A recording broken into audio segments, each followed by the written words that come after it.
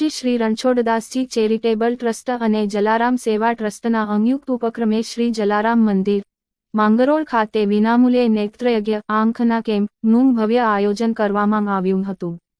નેત્રયજ્ઞમાં માંગરોળ તાલુકાના ગ્રામ્ય વિસ્તારો તેમજ શહેરની જનતાએ ઉત્સાહભેર ભાગ લીધો હતો. આશરે 150થી 200 જેટલા લોકોએ કેમ્પમાં આવી પોતાની આંખોની તપાસ કરાવી હતી.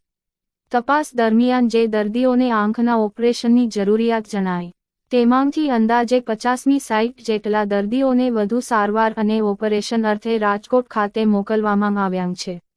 અત્રે ઉલ્લેખનીય છે કે જલારામ મંદિર ખાતે દર મહિનાની 3જી તારીખે આ નેત્રયજ્ઞ સંપૂર્ણપણે વિનામૂલ્યે યોજવામાં આવે છે. ગત મહિને ભારે વરસાદની પરિસ્થિતિ હોવા છતાં પણ 3જી તારીખે આ કેમ્પનું સફળતાપૂર્વક આયોજન કરવામાં આવ્યું હતું. રિપોર્ટર જીતુ પરમાર, માંગરોળ. આજરોજ પરમ પૂજ્ય શ્રી રણછોડદાસજી ચેરિટેબલ ટ્રસ્ટ અને જલારામ સેવા ટ્રસ્ટના સંયુક્ત ઉપક્રમે નેત્રયજ્ઞનું આયોજન શ્રી જલારામ મંદિર માંગરોળ ખાતે કરવામાં આવેલ, જેમાં માંગરોળ તાલુકાની ગામડામાંથી અને શહેરની જનતાએ લગભગ 150થી 200 વ્યક્તિઓએ આ કેમ્પની અંદર લાભ લીધેલ અને પોતાની આંખો બતાવેલ. આજના આ કેમ્પમાં અંદાજે 50થી 60 લોકો ઓપરેશન માટે રાજકોટ ખાતે જનાર છે.